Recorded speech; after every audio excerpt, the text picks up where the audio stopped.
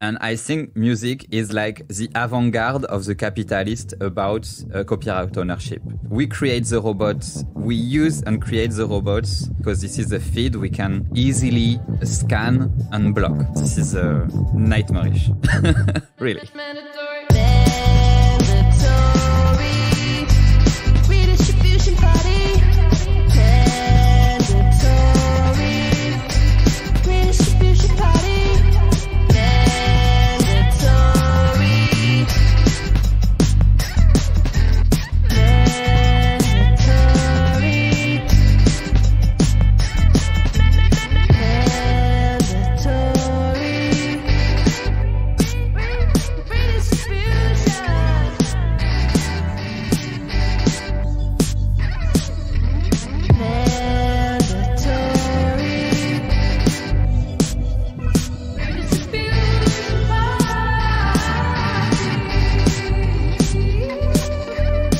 Hello, my name is Sean Morley. And I am Jack Lewis Evans. And welcome to Mandatory Redistribution Party, TM, established 2019.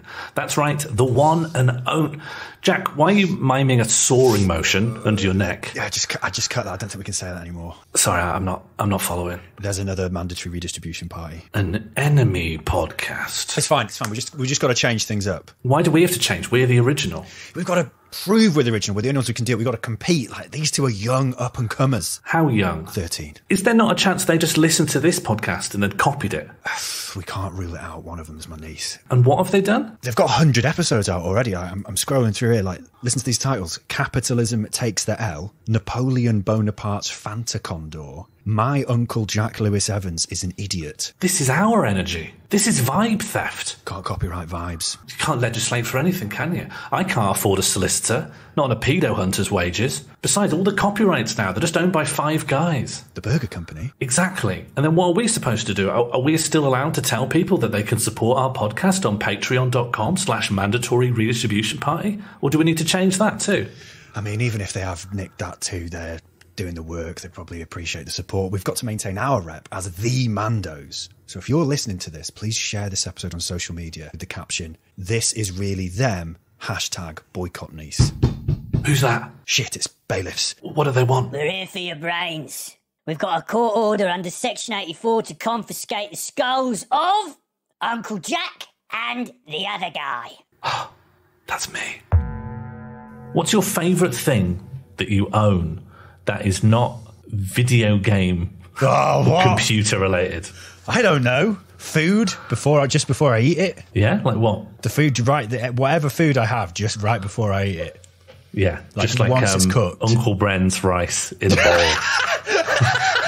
This is the most Boil in a valuable bag. non-gaming item I own. Do they still make boil in a bag? That was fucked. That whole idea is fucked. It's all microwave rice now. Yeah, even that's fucked. Creates a lot of condensation, to boil rice. Not everyone's got a rice cooker. Yeah, but they just send in the damp somewhere else. What do you mean? No, what do you mean? There's some what you mean damp in the pre-rice cooking factory? Yeah, they're there's some probably lad. equipped. Yeah, that's some lad is like cooking all that up in a pan and then spoon it into the microwave pouch. Just pushing a problem elsewhere. Anyway, that's not my...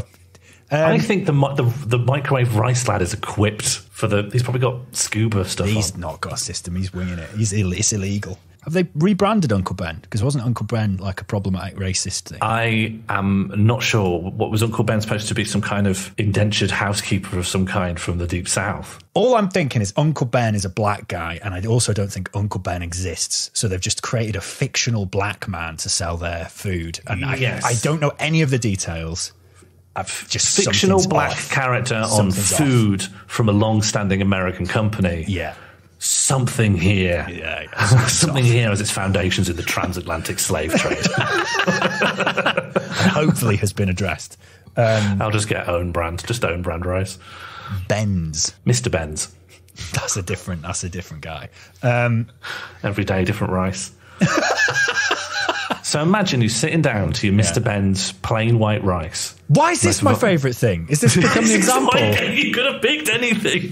This came from you. This is from the horse's mouth. I absolutely didn't say Uncle Ben's rice. You put those words in my mouth. You just said whatever food I have. Well, yeah, the food I've made, which is not a fucking pile of plain microwave rice. Okay, what's a typical meal? You can even pick a nicer than normal meal. You don't need to talk about your reality, just talk about how you'd like to be seen to be eating on the regular. I don't know. Oh, fuck it. Chips. Just some chips. I've got some chips. Yeah, you got some chips. And then some little kid, right, from down the road. Oh, fucking hell. I've got genuine issues with these kids, so just... Right, what are they doing? They've got some future tech. Right. Like a power glove. What? And you see him say to their mates, hey, watch this. And he points at your chips. Yeah. And it lets out this big green otherworldly beam, surrounds the chips in an aura, and then that aura comes off of the chips. The lad's got some chips as well. Exactly the same. Oh, so I've still got my chips. Yeah. Not a problem. Not an issue? Not an issue. And then he points at your fridge. He's got that as well. Great. Chips in the fridge. Is he copy-pasting? Yeah, he's copy-pasted. He's got you... fucking go nuts, mate. He manages to shoot a beam through some of your interior mirrors. Yeah. He gets your duvet, gets your graphics card, gets your PS2 memory card. Doesn't want my fucking graphics card, mate. Not at the moment. Yeah, he chucks that away. Then he duplicates the chips 3 more times. They've all got chips and fridges now. And they're laughing at you going, ha ha, earned this. Ha ha, worked for this. Ha ha, wage idiot. Haha, buyer, purchase-oid. Joke's on you. I only eat stolen chips. He's the same. Yeah, but you can't call me a purchaseoid anymore. No, but he can't hear you through the glass anyway. Oh, right. It's only letting sound in for some reason. You still call me a purchaseoid, no? Okay, you can't. He's calling you a purchaseoid. My pedantry, yeah. Yeah, every dinner time he sees what you've made, makes it for everyone. Then they leave you reviews. I mean, I feel like I'm doing a lot of cooking here. You're cooking for everyone. Can I get the gun? Can I get in on this? What, the power glove? Yeah. Can we go around someone else's house? I want gun chips. I don't want to be cooking my own chips. Well, can I hang out with this? Can I befriend this lad? Yeah, you can go out and talk to him. What do you want to say? All right, mate. Can we use this? Can I have some of your glove chips? Can we go? I don't want to cook anything. Let's go bloody get hell! It's the purchaseoids here. What are you going to do? Buy me? all the guys are laughing. Oh, shit. Oh, no, I can't. They're putting some of the chips down in front of you and cloning so many it makes a wall. Great. I'm never going to need to cook chips again. All the rats from a mile radius are climbing up it. Mate, I love rats. Did I tell you I was feeding the rats by Tesco? What are you feeding them? A boiled egg. It's the healthiest things to feed them. I looked it up. What are you, pal? They don't need protein. You're going to jack them up. Yeah, that was my plan. I actually, I've been told to stop doing this, but I went through a phase where every Saturday I'd have my special breakfast: 3 soft-boiled eggs, red pepper hummus on some nice bread, basil, tomatoes, and mushrooms. Sounds chaotic, but it's how I do it. It's quite nice. You should have come up with this when I said white rice. Yeah. Where was that when this was happening? I didn't think. And then I do a couple of extra eggs and then go feed them to the rats. Why do you do this? Because I like the idea of befriending the rats. The rats? Have you ever met the same rat twice? Listen, mate, I think they do. Not since, but I think they did begin to know me. It's actually some side events have transpired since. So I was peer pressured into stopping feeding the rats. And then I recently went to Tesco and I noticed that the rats have been absent for a while and I clocked a series of gruesome rat traps. Oh, no. I did see a rat, not the sort of 20 or 30 I've seen in the past, pop out of the hedge. I looked at him and I said, hiya. I think he wanted to know if I had an egg. Did you?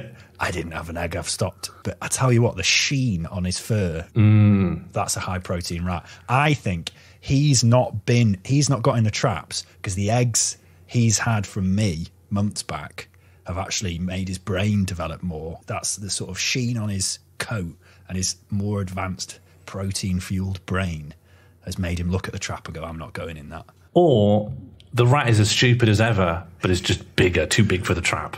You've overfed also a rat. Great. Yeah, I've made a rat bigger. Great. Yeah, you've scaled up a rat. Too big to die. Yeah. If anyone's going past the hedges around the back of Tesco and sees some big rats, You know who to thank. you're welcome. What are we talking about? So if the kid duplicated all your stuff, you wouldn't have an issue. Wouldn't have a blood feud. Well, what I would have an issue with is if I was always doing the bloody work, Sean. If I was always cooking the egg, the chip, the rice, I would eventually become frustrated at that. But if I could get in with the kid and just parasite off something else, I'd be all in. But if I am the This is how I feel, I'd be somewhat frustrated, yeah. If I've just come back with a DVD of The Shining and the kid goes, Zzz, I go, you could have just talked to me and we could have gone halves on this. Yeah. And then we'd be allies. There's no reason we can't work together on this. I could just burn you one of these. You don't need to glove it. It'd be better if you gloved it, though, because actually burnt DVDs aren't as resilient to disc rot than a factory pressed DVD. Well, I could lend it to him. I can't be watching The Shining day and night, can I? Nah. It scares me. I get scared of that stare he does. Yeah, it's scary. It's scary. Yeah. And I always cry when the dad gets frozen.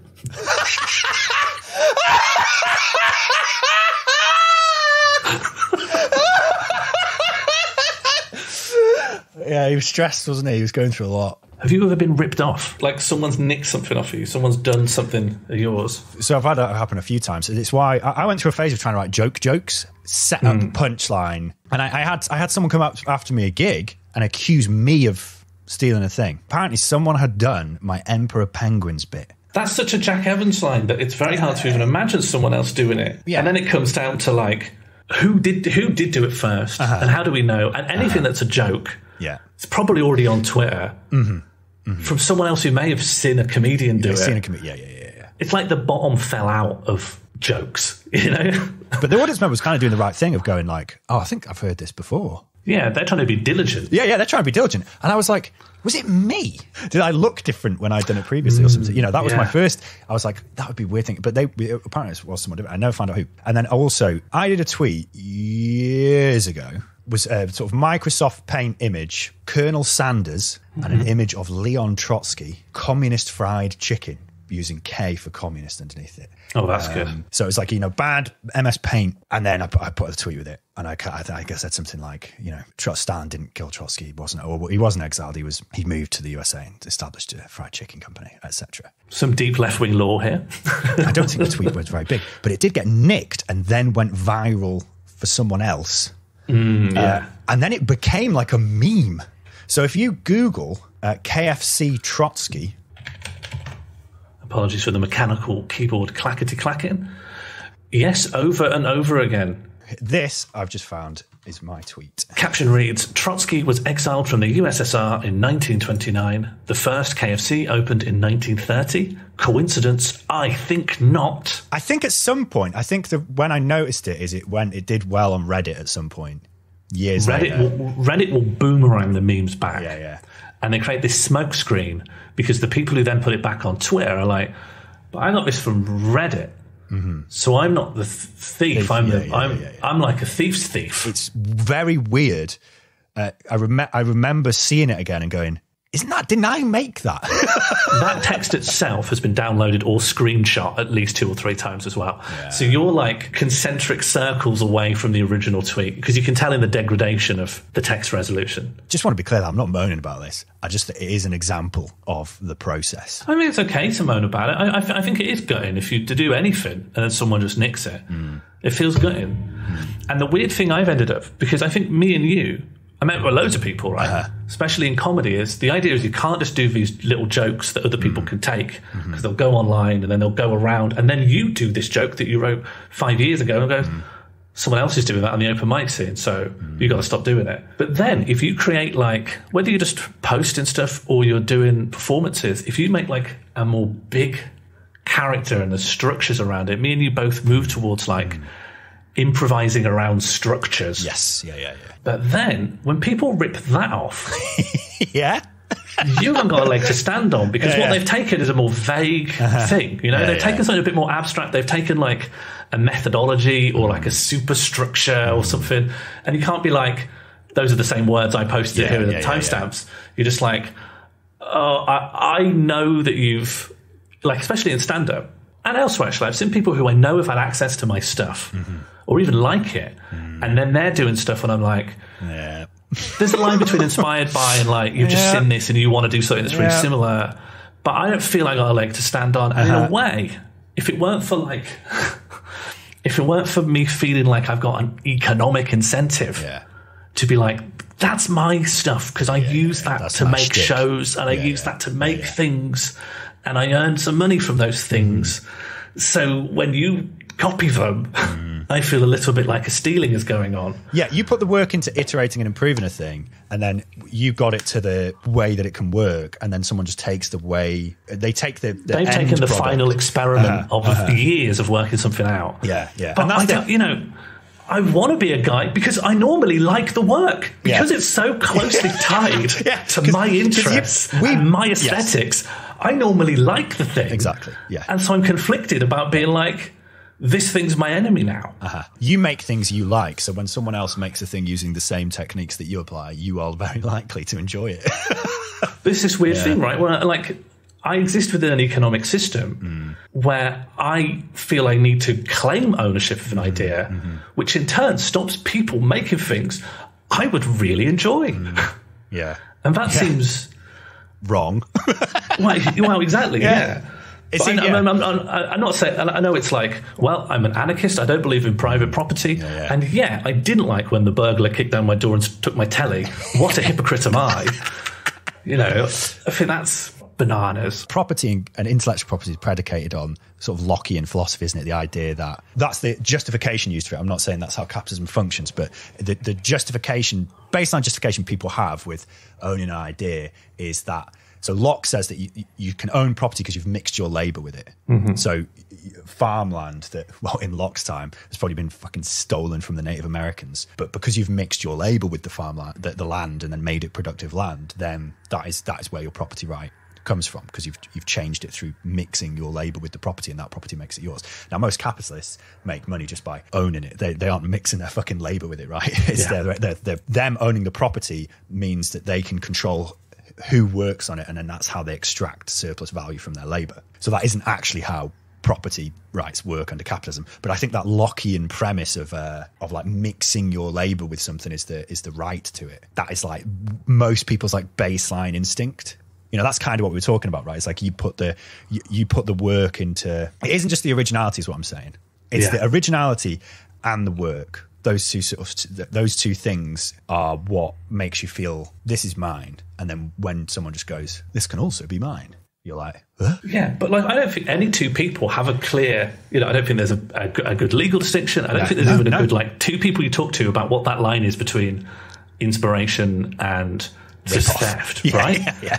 Because no one's created anything out of whole cloth, right? Everyone's just a little Play-Doh goes in one end, the other end, and slightly different Play-Doh goes out the other end. Yeah. We're still getting the Play-Doh from somewhere. It's from stuff you've intentionally consumed. It's from experiences you've had in your life. It's from things you may not even remember. They're sort of in the background of your consciousness as you create something else. I had to take a real humble pie pill, if that comes in pill form, condensed, powders. Humble pie pill. Just taking a couple of humble pie pills and having a lie down. See you in a week. Because someone messaged me and said, that one of those tweets you did's doing the rounds. Okay. And it was this chess tweet. Oh, I saw this. And I think this has come from Comedy Brain. Yeah. Because I'm like, it's embarrassing. Yeah. If I tell this guy, great tweet, reminds me of this one I did. I thought they'd be embarrassed because I just thought universally it's embarrassing. Feel bad. Yeah. But the amount of hate I got for doing it makes me realise. Firstly, I think just people online are arseholes. Like someone told me to go kill myself, and I think, I don't see eye to eye with that. I'm going to keep living. But I want to take I'll take you seriously, but I can't. I won't even compromise on that. I'm just not going to do it. Thank you, though, for your contribution to the discourse. But what was interesting, right, is that people, maybe younger people, I can't tell, a lot of cartoon avatars, so I assume 8, just think that the whole idea of being like, I made this meme, I made this joke, I made this tweet is totally reject. Just cringe beyond belief. Yeah. What are you talking about? Yeah. These are memes. But I want meme culture to be an open source thing. I'm working against the thing that I actually ultimately want. And the second thing, which I think is really interesting, is the meme itself is a screenshot of a weird pickup artist responding to a prompt about how to talk to a young woman who at the time would have been like underage. Yeah. How you would like hit on her in a chess setting. And he says something really cringe and then says, and then I do this move. And I've been playing chess, like many people, ever since lockdown. Yeah. The move he said was to move the other person's pawn horizontally into their other pawn, which is illegal in several ways. It's not your move. Those aren't your pieces. Pawns can't move horizontally. That space has got another thing in it. I thought, that's funny. Screenshot the prompt, screenshot their tweets, and then make it clear to people who don't understand chess. So I made a diagram of what the move is, and I made sure in my caption I was like, they're playing black. Yeah. So they can't move white pieces. And what people really object to is like, but you're just screenshotting this guy's tweets, right? Didn't they do the work? And I'm like, well, they said something stupid. Yeah. I'm going, this person says something stupid, and here's how. A little bit of explanation. John Locke would say you'll make your label with it because you've taken their original 2 tweets and then you have thought about it and added something new. So basically, the thing that made it a joke is the image of the chess move, right? That's what makes it funny. That's the unique thing you added, and you created that. However, your creation is predicated on things taken from other people, right? Yeah. Again, you're saying you want to live in a world where you are able to take, imagine if you could live in a world where you would get copyright struck for the 2 images that you're responding to. So reaction to a thing is a new thing, isn't it? So I'd done the same thing with communist fried chicken, right? I had the KFC Colonel Sanders logo. I don't own that. KFC owns that. I had a picture of Leon Trotsky that's probably owned by Getty Images. God knows. Knowledge of when Trotsky was exiled or when KFC opened. You didn't do first-hand research. You weren't even alive. I just noticed. I probably noticed that. I can actually see the genesis of the tweet retroactively is... For some reason, I saw that image of Leon Trotsky. I thought, that looks like Colonel Sanders. I opened the Wikipedia page for Leon Trotsky and the Wikipedia page for Colonel Sanders, saw that date, and then made that tweet.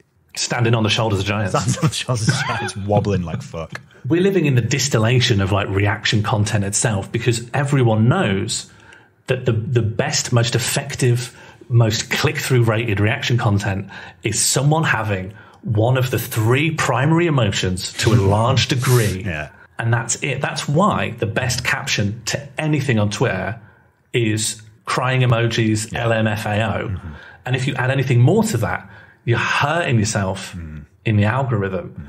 But is writing LMFAO, crying emoji, mixing labour, is it transformative? Yeah. And I don't think there is an answer to that. Or it's yes, or it's just, it is. We have to accept what it is. Yeah.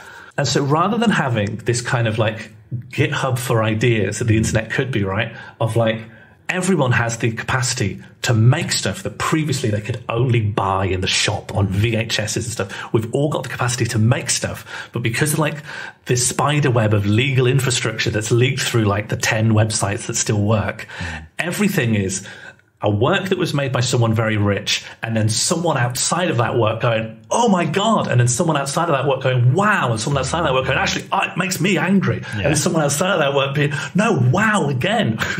And that's what we're in. Just a screenshot of a screenshot of a screenshot of a screenshot with the same emoji every single time. With more and more JPEG artifacts. Until you can't even see what the original is. Actually, that sounds good. Yeah. Every time I hear about some plagiarism dispute in comedy, when it gets to the part where you hear the joke they're arguing about, it is something that 2,000 people have already simultaneously come up with and shared on social media already. I hope Pizza Express doesn't fold. Here's a cold fact from the Creative Arts Department at the University of Life. Human imagination is limited and the zeitgeist is much smaller. The similarities you might notice in the art around you is not a coincidence because artists live in the same culture as you and everyone has their hands in each other's pockets. There are only so many Lego bricks in the box, but if you make the same combination as your dad's boss's son, the bailiffs are allowed to chuck your children in the canal. I'll miss you, Papa. Why did you have to build the Death Star? Our culture is made of ideas which are owned by fewer and fewer people. 2/3 of revenue made on music sales across planet globe goes to just 3 corporations: Universal Music Group, Sony Music Entertainment, and Warner Music Group. In cinema, Disney Pictures takes home 1/5 of global box office profits. That's a lot of moolah. Then they'd have to call it Calzone Express. Even in books, the pastime of dorks, Penguin Random House takes home 4% of global revenue, Calzone Express. and have recently been blocked by a US federal court for an attempted merger with Simon & Schuster. The judge said that if this merger was successful, they would have owned half of the most popular books in Western culture, including The Diary of Anne Frank, Lord of the Rings, and Paddy McGuinness's My Lifey. I know that's not right, but please buy me book. Our copyright systems currently function as a form of primitive accumulation of the human imagination. Ideas that were once in the commons, such as calling a mouse Michael, are now enclosed in a thick fence of pale solicitors. Copyright transforms an idea into a commodity, but it does not do so equally, and it does not do so for everyone. Upholding copyright is now the job of brainless internet spiders who trawl Google's sticky tubes looking to ban 17-year-olds for covering Beyoncé in their bedroom. The Digital Millennium Copyright Act is a piece of legislation made in America that grants safe harbor to websites where people may upload copyright-infringing material, provided these websites are willing to zap any content that anyone points a zapping finger at for any zapping reason. There is no burden of proof upon the accuser, and there is often limited opportunity for the accused to retort, respond, or explain, because the mechanical dinner ladies are not designed to listen. And while just a law from an American court system, it affects the entire globe, maybe even beyond. Uploading the 2008 Channel 5 documentary My Car Is My Lover to BitTorrent from the Sea of Tranquility. Nathaniel is in a committed relationship with a car that he's named Chase. He met Chase in a resale lot about 5 years ago. Love you, baby. It was love at first sight. His body and then his interior and everything just together just seemed to fit. And I just felt an instant connection. Moon crime detected. And this in turn sets the tone for the rest of the internet. In 2004, researchers carried out an experiment creating 12 websites that contain only text from public domain works on internet service providers in the US, the UK, and the Netherlands. Then they contacted these ISPs to request that these sites be taken down on copyright grounds, and only one of them refused to do so on the basis that no copyright law had been broken. This lack of burden of proof allows these laws to be used maliciously as harassment tools, to remove criticisms or just bad reviews. And now this process has speeded up. Content ID algorithms can punish users prematurely because they incorrectly believe they can recognize patterns between original material and copyrighted material. Robots that I've identified that the noise of birdsong was copyrighted material, identified a 200-year-old Christmas carol Silent Night as copyrighted material, flagged a 10-hour video of static white noise with 5 different content ID notices from 5 different copyright holders, a 12-second loop of a cat purring received 2 different content ID notices from 2 different copyright holders. In 2020, a video uploaded by New York University's law department depicting a panel discussion about what constitutes legal similarity in copyrighted audio was flagged by Content ID. And as experts in intellectual property law, they knew their content did not breach any law, but found the process simply too opaque and confusing to appeal. And now a new generation of machines crawl alongside them. While the first batch fingerprints are uploaded so they can be blocked off the internet forever, this new batch downloads and steals artwork, music and writing so they can sell AIs which regurgitate the creative labour of others. You want to see a vision of the future? Watch this. Computer, show me an image of a boot stamping on a human face forever. 8K octane, hyper-realistic, grimdark fantasy, high resolution, widescreen, cinematic, high contrast, copyright free, no watermark, Michael Bay style, avatar, graphics, fantasy world, watercolor, Monet, Dirty Harry, Caravan.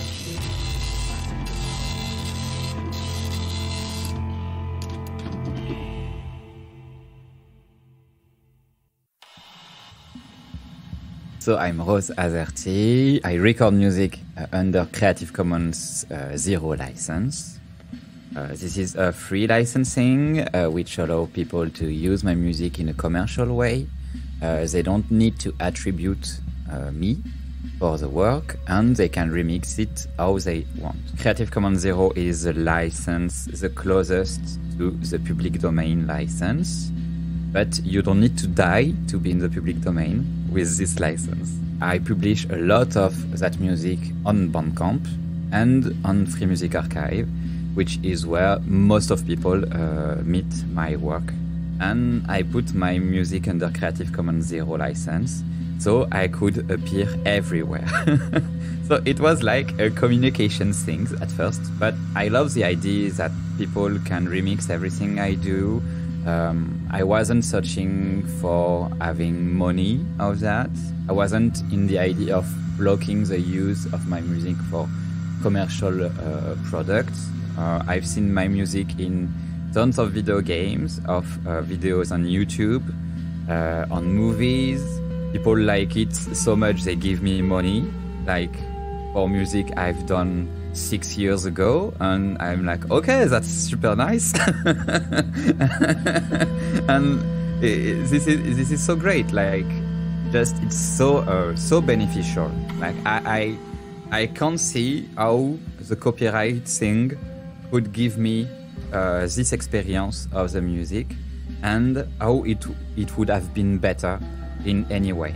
My music is under Creative Commons Zero license on the Free Music Archive. And sometime I received email from people telling me they use my music for a video, mostly a video. It can be on YouTube or on Twitch, and receiving a claim, an infringement of the copyright law.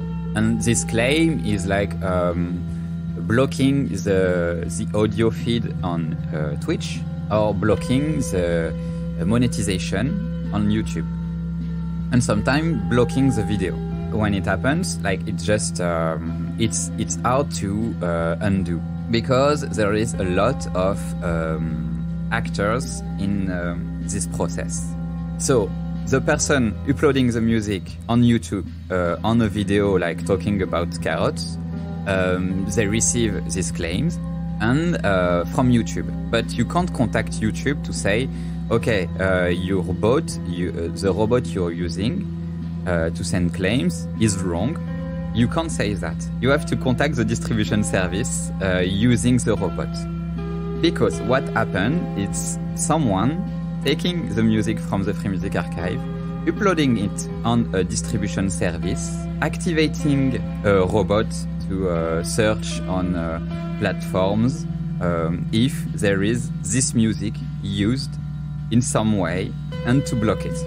So there is like 100, 200, 300 different distribution services, and to see what distribution service you have to contest the claim, and see in a little line who is the distribution service. And then you have to contact the distribution service, sending an email and finding the contact info. Sometimes I have to go via LinkedIn or via Instagram to contact distribution service, because all the distribution services are not speaking English.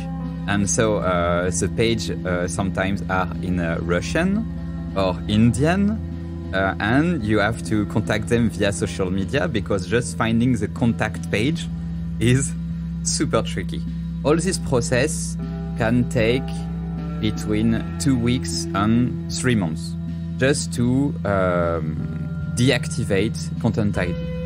Because a lot of people you can find in those distribution services don't know anything about Creative Commons, and they don't know that it's totally illegal to use Content ID or Audible Magic under non-exclusive content. And Creative Commons licenses are, by essence, non-exclusive. You don't own the copyright of anything on Creative Commons. Nobody owns the copyright. And I had just one time a discussion with someone using my music via distribution service and putting content ID over it. And I found that they had bought a pack of no licensed music, which is completely impossible, on the platform Fiverr. Yeah, on Fiverr, they buy and sell music packs with music under no license. At one point, I bought one of these to see what was in it, and it was the FreePD zip file. FreePD is a website created by Kevin MacLeod with public domain music, because Kevin MacLeod do Creative Commons by licensed music. And there is not just Kevin MacLeod on this archive, there is Frank Nora and there is me too.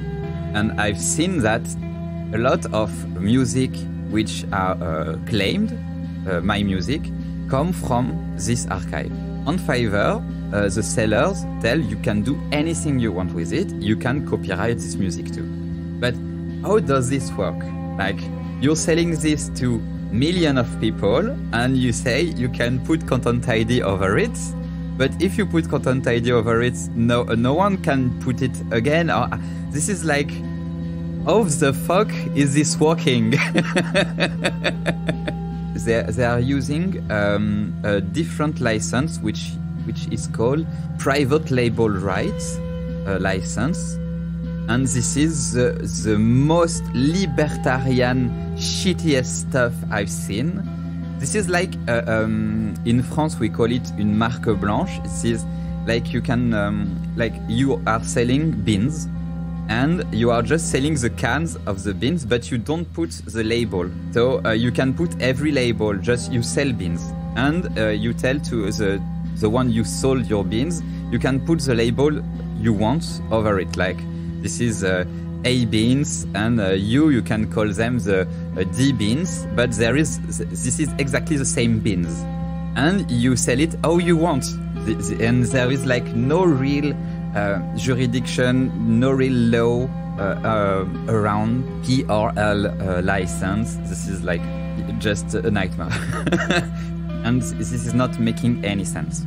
What's really annoyed me a lot is this is like, there is no group of people, no jurisdiction, no anything doing anything to prevent this. A lot of people just really annoyed and pissed that nobody is doing anything about the commons. And this is how you respect the commons, right here. Just internet is becoming, is really a libertarian nightmare, creating and bending the copyright law just to bring money to copyright owners. And this is messed up because, okay, we are talking about music, but we are not talking about scholars on books and sharing information, like important information about science, about medical stuff. Like, this is super important. And I think music is like the avant-garde of the capitalist about copyright ownership. This is like, we create the robots, we use and create the robots because this is a feed we can easily scan and block. Nightmarish. Really. Defending the commons, this is somewhere we can fight, something we can fight for on the internet. To see how you can prevent this, how you can work to force distribution services to change the law. We need to calm down the robots, and to calm down Google, and to calm down Amazon.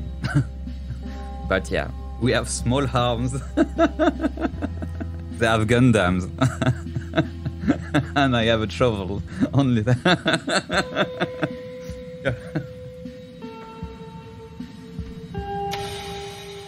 What characters or franchises would you most like to multiverse together? I don't like a multiverse or the implication of a multiverse because everything becomes consequenceless. Because if there's infinite versions of everyone, then there's no stakes ever because you just, it doesn't matter if this person's dead, we'll just get a copy from universe 76B. I think you're right. And as well as being able to, like, you don't need to commit to anything in storytelling. but also the more that things can get multiversicid around, you end up with intellectual properties with so many individual characters into it that they're just kind of superficial representations of something that they meant somewhere else. A lot of people didn't like Ready Player One as this kind of like temple of geek culture. I don't even like the idea of it. I hate watched it, and did I have a good time? No, but I came out with an intensity of thought and an inability to sleep. And I think that must be what I wanted. That's a type of good time. It's time. Yeah, it certainly took my mind off of other things. Yeah, and that's a lot of consumption, isn't it? Is it just numbs the sense of being? Yeah, I think if you can't feel better about something, you find something that is bad in a less complicated way. Let's find things to be angry about in the world purely of signs and symbols. Yeah. Ready Player One, I found very interesting. The idea that someone in like the far-flung future in that world, an 8-year-old would know who the Teenage Mutant Ninja Turtles are sounds mad. You get increasingly plausible that the fences of what new ideas can be made are eventually, they've already been erected, but in the future they will be like policed. Yeah. It'll be like an East German security check. Well, the thing of something being successful because it's already a banked IP, like an existing idea that has an existing fan base. Like you take a comic book, you make it into a film because the comic book's a recognizable property. You chunk it out. You remake an old film, put something that has a built-in fan base that you can then cater to.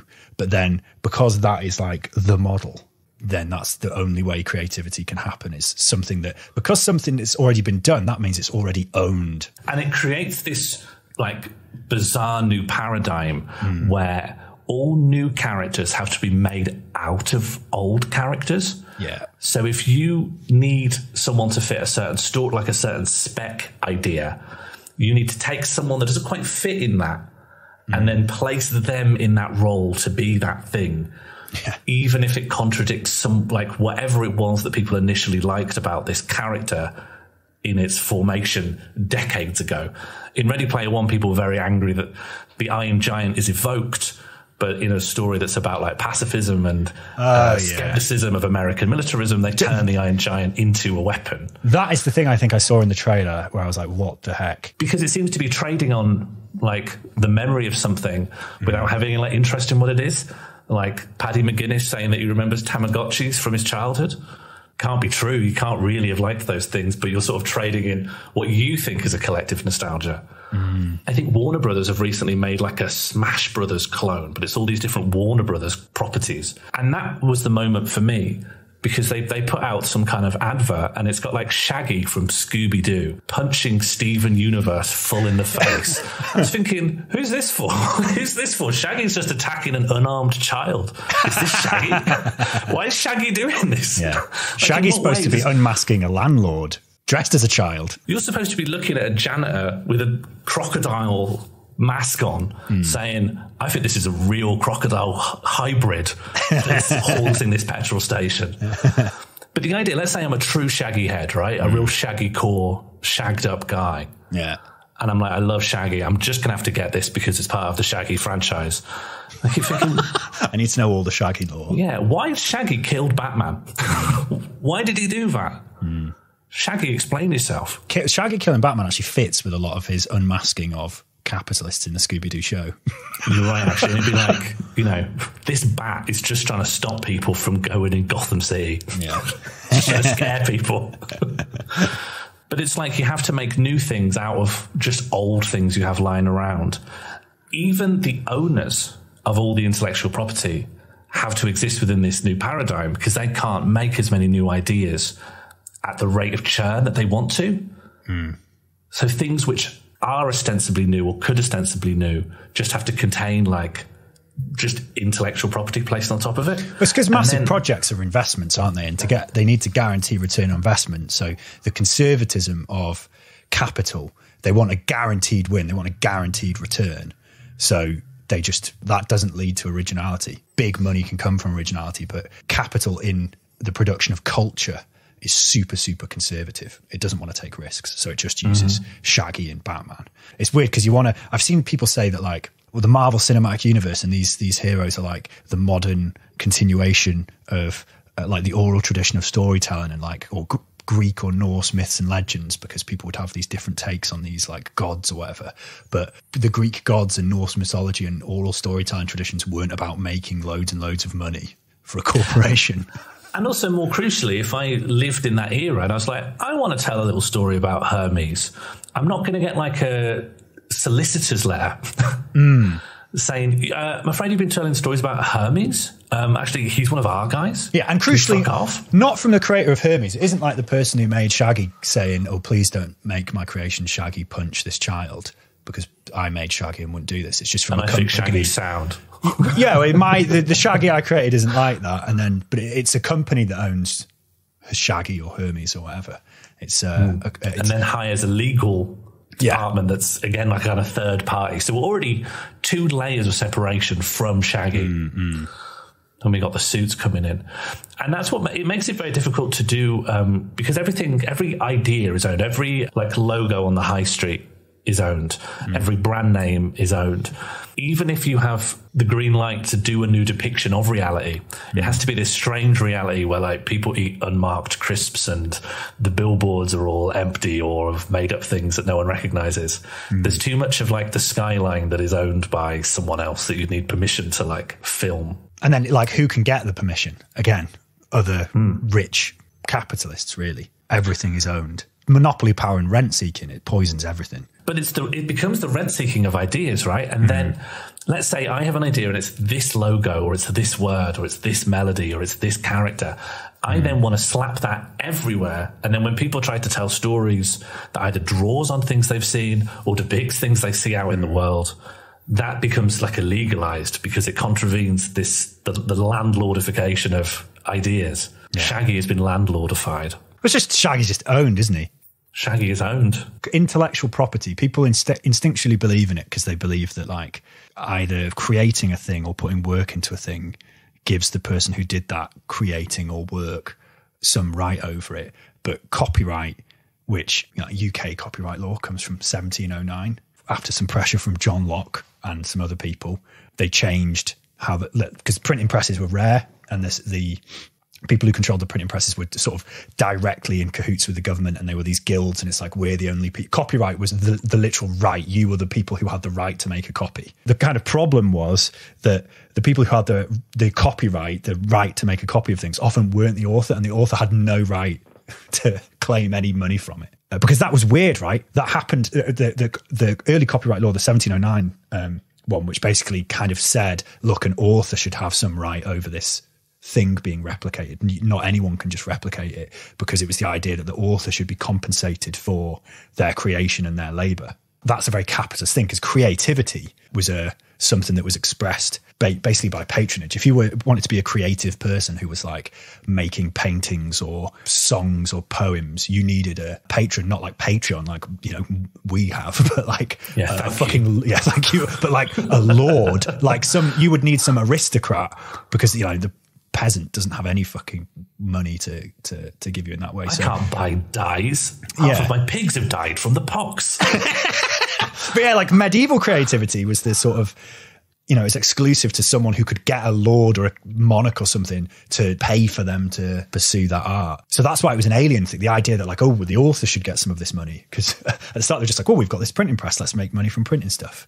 Obviously printing presses. So printing press is like 1400s, and then the Statute of Anne is like 1709. So that's centuries before they were like, maybe the people who've written these books should have some right to them. It was a couple of centuries of chaos, though, because people loved making like grimoires of what they reckoned all the devils were, putting them into mass circulation. And also a real problem of like false sequels, because there was no like centralized like ISBN, right? So if something sold well, someone would be like, and here's the sequel. And it's just like they got their nephew to write some shit. Frankenstein 2. Here are all the Draculas I reckon exist.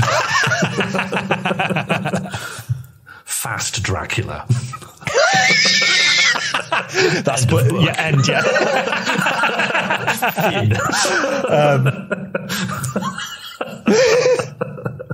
But then obviously very quickly it went from that idea emerged with capitalism, and then capitalism went, oh my God, we can make money by owning. We don't just have to own the means of production as in factories. We can own the means of production as in ideas. We can own intellectual property. And that is now like some corporation owns the copyright to like life-saving drugs and that copyright has nothing to do with the person who put the work in or creativity to make that cure. It's just a corporation owns it. And it requires the same kind of violence that owning the means of production is, especially when it comes down to like raw ideas where you can like look, just to bring it back to Shaggy for a second here. I look at Shaggy for up to 15 seconds. I'm like, I got it. I could make a Shaggy now. I could draw Shaggy. I could think of things Shaggy would say. Yeah. It's fully just gone into my brain. Or like if I'm an engineer, you know, or if I'm a chef, I can go into restaurants, I can see things. I'm like, I know how that's put together. You shouldn't be in the kitchen. Now in my brain. You shouldn't be in the kitchen. That's Why shouldn't I be in the kitchen? I don't think it's a law. It might actually be a law, but you shouldn't be in the kitchen in Mackey's. Well, I once found out that when I've been saying compliments to the chef, they're not doing it. So I've got to do it myself. They're not doing it. They don't pass that on. I thought they were going to say, Sean says this was lush. Here's They're not saying anything. If you have to get them to report back, you have to get them to report back. You have to say what the chef says. Yeah. Yeah. So when you bring me my change, can you tell me what the chef said? Yeah. What was his expression when you told him that? Yeah, and they always do this big, like play days style exaggerated gasp. And I think never. But then I went in and I said this was great, and they did a massive gasp, and then went, "You're not allowed in here." But just to answer the original question, my proposed multiverses would be EastEnders and The Matrix. Trinity and Neo, people's telling everyone that they're their mum. I was thinking more that individual cast members of EastEnders are pulled slowly realise they're slowly pulled out one by one, but then they go back in as agents, yeah. to recruit. But the BBC and the Wachowskis would never allow it. They'd never allow it. And if we just made it off our own backs, get in trouble. I reckon the Wachowskis might be up for it, actually. The Wachowskis might be up for it. They're sick. Warner Speed Brothers, Racer, love it. Yeah, that's a maybe that's a Patreon.